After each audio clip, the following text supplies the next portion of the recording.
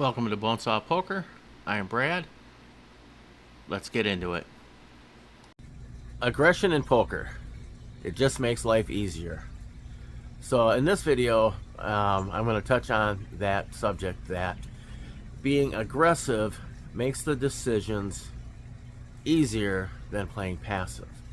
And my argument for that is that in Live 1-2, in my experience, it seems like players will play more straightforward when they're calling somebody else's aggressive bets. So let's say it goes limp and I go 15, then I'm in the driver's seat. And especially if it's heads up. So if, let's say it goes limp, somebody goes 5, 6, 8, and I fire 20 out at it, the limpers are going to disappear, and if the other person calls, well, they've just capped their range. I mean, it's not aces, it's not kings, it's not ace-king suited.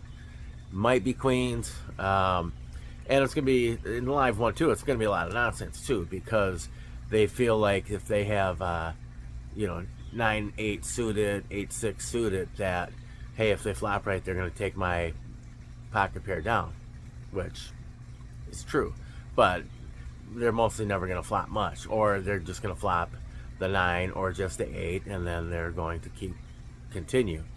So I think it makes them play more straightforward. You don't get the bluffs out of them, and if they whiff, now for those of you that are familiar with Christian Soto, he was with Red Chip Poker in the beginning, and then he went to Solve for Why, and now I'm not sure what he's doing. But I watched a video of his, and he said in low stakes, 3-bet, C-bet, give up. That's how you play it there.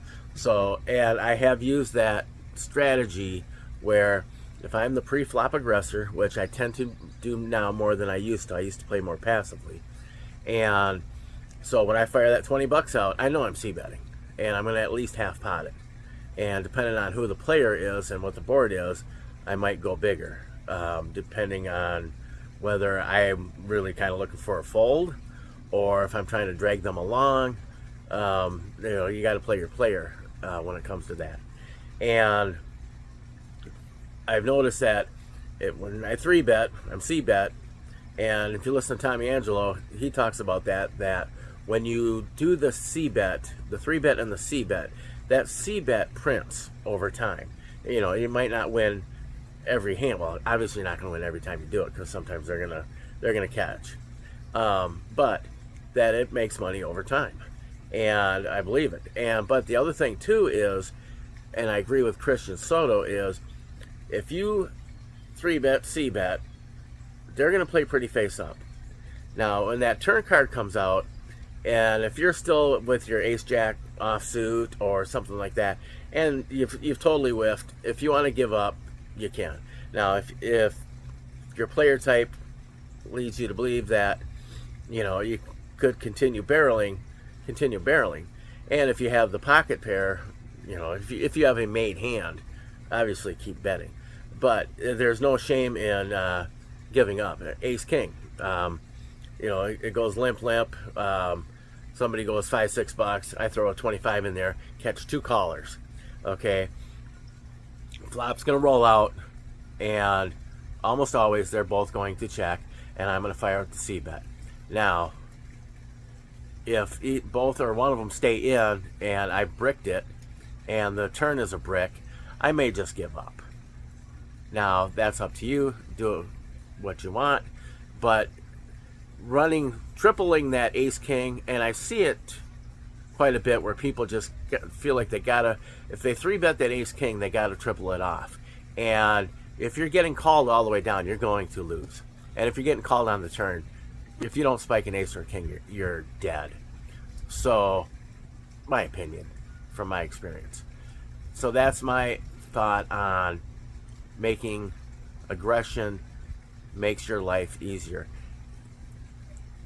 And also too, definitely doing it in position is way easier than doing it out of position.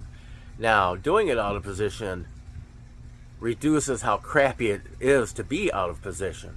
But there's an argument out there. Is it better to have the betting lead or position? Years ago, it used to always be position. Now, some people are saying, well, the betting lead is more important. Maybe, I can definitely see the argument there because, especially in low stakes, it puts people on their heels. And, if somebody jams over the top, depending on the player type, I mean, it gives you a ton of information. If you got jacks and you make it 25, and let's say it went $10, call, and you fire in 25. Now, you could argue that it's way too light of a bet. Probably should be 35-40. And that first guy, if you can't get it through the first guy and he goes over the top, he's got your jacks beat. Okay? So, it makes your life easier because they will play more face up. They're really not likely to just call with two other people behind them with aces, kings, and probably not ace, king suited either. Maybe not even queens. So, by putting the pressure on, and I've been doing a lot more of that lately, which ramps up my volatility. There's times where I'm just swinging, up and down between 150 down, 150 up, just because I'm putting so much money in pre-flop. But it definitely puts you in the driver's seat. You have the betting lead, and it puts them on their back foot, and they play fit or fold way more this way than not. So, let me know what you think about this. Please like and subscribe. Definitely leave a comment. And for Bonesaw Poker, I'm Brad. And remember, everything you want is on the other side of fear.